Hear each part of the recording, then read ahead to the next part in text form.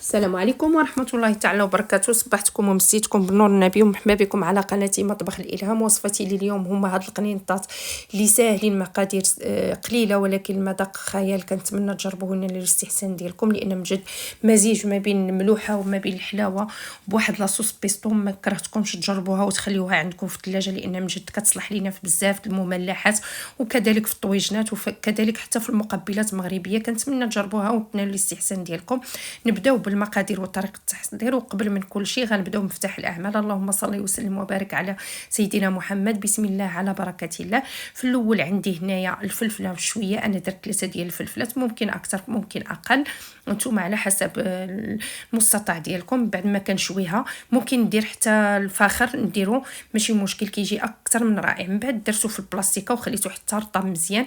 بعد قشرته وسقطرته مزيان من الماء، ما يبقاش فيها نهائيا. نديرها في شي شبيكه ونخليهم حتى كيقطروا ويهبط داك الماء الفلفله كامله اللي فيه. بعد نقيتها طبعا. هذه عندي واحد معلقه كبيره ديال بودره اللوز اللي ممكن تستعملوا فقط غير اللوز وطحنوه تحمروه وطحنوه. عندي هنا معلقه ديال تحميره فيمي، وعندي الملحه والبزار والثومه، وعندي هنايا الفرماج البرا اللي هو هذا اللي بزاف البنات سولوني شنو هو الفرماج البرا. هو هذا الفرماج ديال التاج. وعندي لدان فيمي.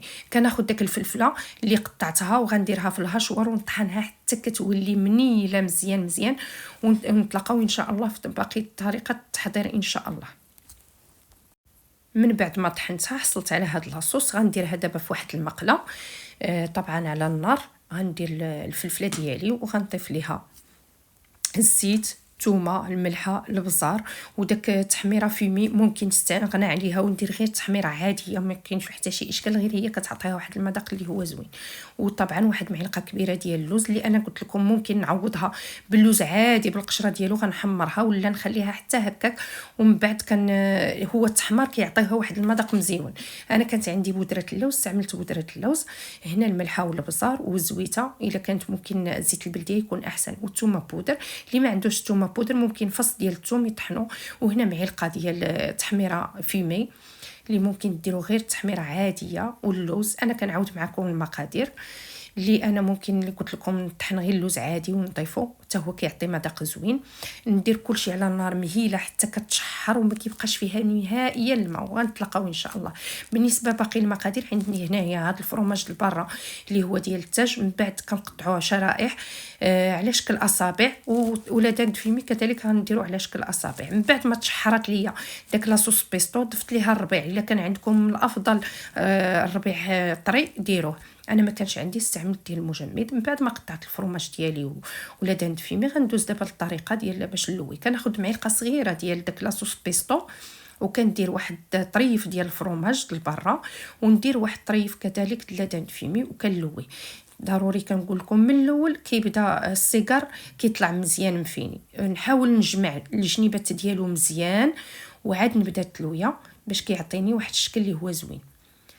كنستمر طبعا كنلصقو بالبيض اولا بالطحين والماء، ما كاين حتى شي اشكال. كنعاود معكم مره ثانيه. لاصوص بيستو معلقه غير صغيره ماشي بزاف، وواحد طريف ديال الفرماج. كيقول مثلا اللي ما عندوش ممكن يستعمل كيري او فرماج مثلث، ما كاين حتى شي اشكال. كندير نقطعوا على هاد بحال شكل عصيات وغنحطهم كذلك نفس غيكون نفس المذاق حتى هو. غير اللي توفر له هذا كيكون متوفر يديروا. بعد ما ساليت كلشي المقادير اللي عندي، درت هنا عندي الكنافه. انا بالنسبه لي انا استعملت الكنافه اللي انا قطعتها جبتها من المجمد وقطعتها طريفات صغارين وخليتها شويه نشفت. ومن بعد بقى ندوز فيها هاد القنينطات ديالي. طبعا البيض اللي كندير فيه واحد شويه المليحه باش ما كيبقاش يطلق ليا الخط، كنضربو مزيان.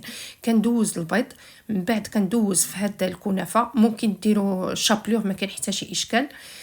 كندوز حتى كنسالي الكميه كامله اللي عندي وكندخلهم للمجمد. ضروري كنعاود معكم لان الحاجه اللي فيها الفرماج ضروري تدخل المجمد باش ما كترتقلناش في الزيت.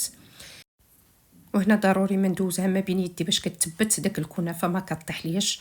من بعد ما دخلتها للمجمد هانتوما كتشوفوا شدات راسها ولات قاصحه.